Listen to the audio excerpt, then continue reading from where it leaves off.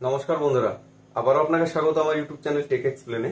আজকের বিষয়টি তো গুরুত্বপূর্ণ হতে চলেছে, কারণ আপনারা জানেন যে গ্রাম পঞ্চায়েত বাসিন্দা সার্টিফিকেট অনলাইনের মাধ্যমে আবেদন করতে হয়। ঠিক সেই রকমই এবারে গ্রাম পঞ্চায়েত চৌকিদারি ট্যাক্স বা গৃহকর এটিও অনলাইনের মাধ্যমে চালু হয়ে গেল। তো সেটির জন্য কিভাবে অনলাইনের মাধ্যমে আপনি নিজের নামটি নথিভুক্ত করবেন, এই ভিডিওর মাধ্যমে আমি আপনাকে স্টেপ বাই স্টেপ দেখিয়ে দেবো।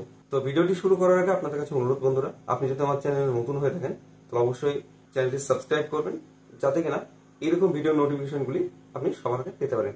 তো চলুন কম্পিউটার স্ক্রিনের মাধ্যমে আমি দেখিয়ে দিচ্ছি কিভাবে নিজের নাম এই গ্রাম পঞ্চায়েত চৌকিদারি ট্যাক্স বা গৃহকরের আওতায় নথিভুক্ত করবেন। এর জন্য প্রথমেই আপনি গুগল ওপেন করুন এবং সেখানে এসে প্রথমে আপনি সার্চ করুন বা টাইপ করুন গ্রাম পঞ্চায়েত ট্যাক্স এই কথাটি লিখে। তাহলে দেখুন প্রথমে যে আপনাদের সামনে যে লিঙ্কটি আসবে, West Bengal online property tax information and collection. তো এই লিঙ্কটির উপরে আপনি ক্লিক করে দিন। তাহলে দেখুন আপনাদের সামনে গ্রাম পঞ্চায়েত প্রপার্টি ট্যাক্সের যে হোম পেজ আছে সেটি আপনাদের সামনে ওপেন হবে এবং এখানে এসে আপনি প্রথমেই এই সিটিজেন কর্নার এই অপশনটির উপরে আপনি ক্লিক করে দিন। তাহলে দেখুন এর আন্ডারে এই যে রয়েছে change name on new asset, তো আপনি এই অপশনটির উপরে ক্লিক করে দিন। তাহলে আপনাদের সামনে এরকম একটি পেজ বা উইন্ডো ওপেন হবে এবং সেখানে এসে প্রথমে আপনি এই যে দুটো অপশন পাবেন, চেঞ্জ নেম আর নিউ অ্যাসেট। তো যেহেতু আপনি এই প্রকল্পের আওতায় বা এই ট্যাক্সের আওতায় নিজের নামটি প্রথম এবং নতুন ভাবে আবেদন করছেন, তো আপনি এই নিউ অ্যাসেস অপশনটিতে ক্লিক করে দিন। তাহলে দেখুন আপনাদের সামনে এই লগ ইন পেজটি আসবে। তো এখানে এসে আপনি আপনার মোবাইল নাম্বারটি দিন এবং এই লগ ইন নাও বাটনটিতে আপনি ক্লিক করে দিন। তাহলেই আপনাদের সামনে এরকম একটি ফর্ম ওপেন হবে, যেখানে আপনাকে প্রথমে ক্রিয়েট অ্যাকাউন্ট করতে বলছে। তো সেখানে এসে আপনি প্রথমে আপনার ডিস্ট্রিক্ট সিলেক্ট করুন, তার পাশে রয়েছে ব্লক সিলেক্ট করুন এবং গ্রাম পঞ্চায়েত সিলেক্ট করুন এবং তারপরে দেখুন এই যে রয়েছে ফার্স্ট নেম, সেখানে এসে আপনার নাম এবং তারপরে বক্সে রয়েছে আপনার লাস্ট নেম অর্থাৎ আপনার টাইটেল বা পদবি দিয়ে দিন এবং তার নিচে আপনার ইমেল আইডি দিন এবং এই ক্রিয়েট অ্যাকাউন্ট অপশনটিতে ক্লিক করে দিন। তাহলে দেখুন আপনার দেওয়া মোবাইল নাম্বারে একটি ওটিপি আসবে, তো সেই ওটিপিটি এখানে দিয়ে দিন এবং ভেরিফাই ওটিপিতে ক্লিক করে দিন। তাহলে দেখুন আপনাদের সামনে এরকম একটি পেজ ওপেন হবে, যেখানে ওয়েলকাম বলে আপনার নাম শো করবে এবং তার নিচে দেখুন আপনার নাম, মোবাইল নাম্বার, ইমেল আইডি, গ্রাম পঞ্চায়েত এগুলি শো করবে। তো এখানে এসে আপনি এই যে দুটো ট্যাব দেখতে পাচ্ছেন, তো এর মধ্যে আপনি অ্যাড নিউ অ্যাসেস এই ট্যাবটিতে ক্লিক করুন বা এই অপশনটিতে ক্লিক করে দিন। তাহলে দেখুন আপনাদের সামনে ফর্ম 5A ওপেন হবে, মানে আপনাকে এবার এই 5 নম্বর ফর্মটিকে ফিল আপ করতে হবে। কিভাবে ফিল আপ করবেন চলুন এটা স্টেপ বাই স্টেপ দেখিয়ে দিচ্ছি এবং তারপরে যেহেতু পার্সোনাল ইনফরমেশন রয়েছে আমি সব হাইড করে দিচ্ছি এবং যেগুলি আপনার প্রয়োজনীয় বা ইম্পর্টেন্ট হতে পারে আমি সেইগুলি আমি এখানে ভিজিবল রেখে দিচ্ছি। তো প্রথমেই আপনার এখানে নাম দিয়ে দিন, তারপরে রয়েছে আপনার গার্জেন নেম, পিতা বা স্বামী যেটি রয়েছে সেটি দিয়ে দিন এবং তারপরেই প্রপার্টি অ্যাড্রেস অর্থাৎ আপনার ঠিকানাটি দিয়ে দিন, বসবাসের যে ঠিকানা রয়েছে। তারপরে দেখুন রয়েছে আপনার সংসদ নম্বর, এটি হচ্ছে আপনার গ্রাম সংসদ নম্বর। এটি যদি আপনার জানা থাকে আপনি দিয়ে দিন, আর যদি না জানা থাকে তাহলে আপনার যে গ্রামের যে নির্বাচিত মেম্বার রয়েছেন ওনার কাছ থেকে আপনি এটি জেনে নিতে পারেন। তো তারপরে দেখুন রয়েছে টাইপ অফ হাউস অর্থাৎ আপনার যে বসবাসের বাড়িটি রয়েছে সেটি কি ধরনের রয়েছে। তো সেখানে দেখুন যে অপশনগুলো রয়েছে, প্রথমেই আপনার কাঁচা ফ্লোর অ্যান্ড ওয়ালমেট অর্থাৎ আপনার এটি সিলেক্ট করবেন যে আপনার বাড়িটি যদি মাটির বাড়ি হয়ে থাকে এবং আপনার মাটির দেওয়াল এরকম রয়েছে তাহলে। এরপরে দেখুন রয়েছে কাঁচা ফ্লোর অ্যান্ড ব্রিক ওয়াল অর্থাৎ আপনার যদি ইটের দেওয়াল হয়ে থাকে এবং মেঝে বা এগুলি মাটির থাকে তাহলে আপনি এটি সিলেক্ট করুন এবং তারপরে রয়েছে কাঁচা ফ্লোর অ্যান্ড ব্রিক ওয়াল অর্থাৎ আপনার মাটির হয়তো আপনার বাড়িটি রয়েছে কি মেঝে বা এগুলি মাটি রয়েছে এবং আপনার দেওয়ালটি ইটের রয়েছে এবং ওপরে ছাদ নেই কিন্তু হয়তো টিন বা টালি দেওয়া রয়েছে, তাহলে এটি সিলেক্ট করুন।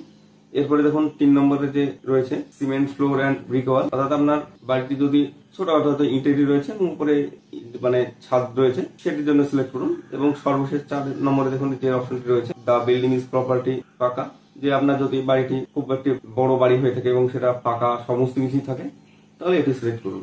তো আপনার যেরকম রয়েছে বাড়ি তো সেটি আপনার মানে যেটি আপনার জন্য প্রযোজ্য সেটি আপনি এখানে সিলেক্ট করে দিন। এরপরে দেখুন রয়েছে floor area in square foot অর্থাৎ আপনার যে স্কোয়ার ফুটের মাপে আপনার বাড়িটি যে এরিয়াটি নিয়ে রয়েছে সেটি এখানে সেই মাপটি লিখে দিন।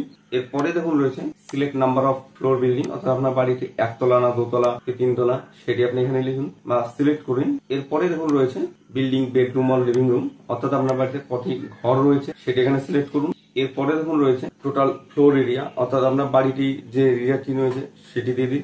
তারপরে দেখুন রয়েছে আপনার মার্কেট ভ্যালু, যে আপনার এই বাড়িটি রয়েছে তার মার্কেট ভ্যালু কত হতে পারে সেটি দিয়ে দিন এবং তারপরে দেখুন রয়েছে যে আপনার যে বাড়িটি রয়েছে সেখানে কোনো আপনার গোডাউন বা দোকান টাইপ কিছু রয়েছে কিনা, সেটি থাকলে ইয়েস করে দিন, নাহলে নো করে দিন। এরপরে দেখুন রয়েছে যে আপনার এই গ্রাম পঞ্চায়েত এলাকায় অন্য কোথাও কোনো বাড়ি আছে কিনা, সেটি যদি থেকে থাকে তাহলে ইউজ করুন, নাহলে নো করে দিন। এরপরে দেখুন রয়েছে approximate market value, others building যদি অন্য বিল্ডিং থেকে থাকে তাহলে সেটার মার্কেট ভ্যালু বা দাম কত হতে পারে সেটা দিয়ে দিন। তারপরে দেখুন রয়েছে যে আপনার বসবাস করার মতো বাড়ির যে জমি রয়েছে সেটির এরিয়া কত হতে পারে সেটি দিয়ে দিন।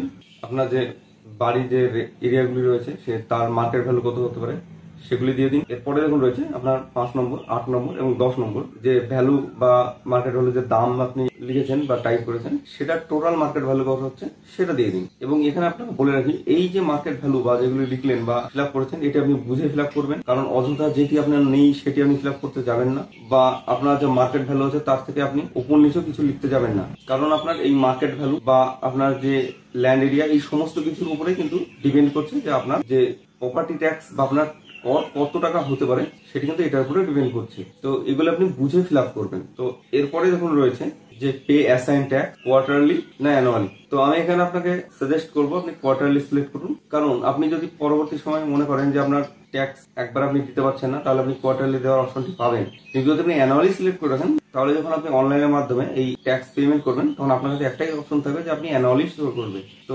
সবথেকে বেটার হয় যে আপনি এখানে কোয়ার্টারলিটা সেট করে দিন, তাহলে কি হবে আপনি আপনার ট্যাক্স ভেঙে ভেঙে আপনি কোয়ার্টারলি পেমেন্ট করতে পারবেন, আবার চাইলে আপনি একবারে অ্যানুয়ালি পেমেন্ট করে দিতে পারবেন। তো এরপরে দেখুন রয়েছে প্লট নম্বর। এখানে বলে যে আপনার বাড়ির যে জমি রয়েছে সেটির প্লট নম্বর দিয়ে দিন, কারণ হতে পারে আপনার কাছে অনেক জমি রয়েছে বা অন্যান্য রয়েছে। তো প্লট নম্বর এটা আপনার বাড়িটি দিয়ে দিন। এরপরে রয়েছে খতিয়ান নম্বর, সেই খতিয়ান নম্বরটি দিয়ে দিন। তারপরে রয়েছে মৌজা, তো যে মৌজায় আপনার বাড়িটি রয়েছে সেই মৌজাটি দিয়ে দিন। তারপরে রয়েছে আপনার WBSCDCL কনজিউমার নম্বর, অর্থাৎ আপনার বাড়িতে যে ইলেকট্রিসিটি রয়েছে সেই কনজিউমার আইডি নম্বরটি এখানে বসিয়ে দিন। এবং তারপরে দেখুন যে চুজ ফাইল অপশন রয়েছে, সেখানে আপনি আপনার যে খতিয়ানের কপি রয়েছে সেই জমির খতিয়ানের কপিটি PDF ফরম্যাটে এখানে আপলোড করে দিন। এবং তারপরে আপনি এই সাবমিট বাটনটিতে ক্লিক করে দিন, তাহলে কি হবে আপনার আবেদনটি সম্পূর্ণ হবে। এবং এই সাবমিট বাটনে ক্লিক করলেই দেখুন আপনাদের সামনে পুনরায় আগের মতো ওই ওয়েলকাম পেজ যেটি শো করেছিল সেটিতে ফিরে আসবেন। এবং সেখানে দেখুন এই যে আপনার ডিটেলস গুলি এখানে শো করছে, এবং দেখুন এখানে রয়েছে যে ট্যাক্স অ্যামাউন্ট নিউ এবং আপনার এটি প্রসেসিং শো করছে।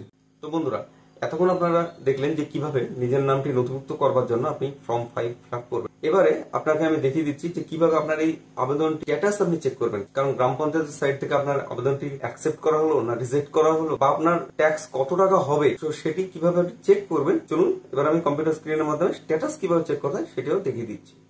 তো স্ট্যাটাস চেক করবার জন্য আপনি ঠিক আগের মতোই গুগল ওপেন করে টাইপ করুন গ্রাম পঞ্চায়েত ট্যাক্স, এবং সেটি টাইপ করে প্রথম লিঙ্কটিতে আপনি ক্লিক করে দিন।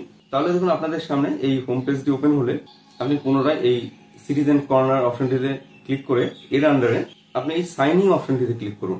এবং তাহলে দেখুন আপনাদের সামনে আপনার মোবাইল নাম্বারটি চাইবে, এবং আপনি এখানে এসে আপনার এই রেজিস্টার করা মোবাইল নাম্বারটি দিয়ে দিন এবং তার নিচে এই লগ ইন নাও বাটনটিতে ক্লিক করে দিন।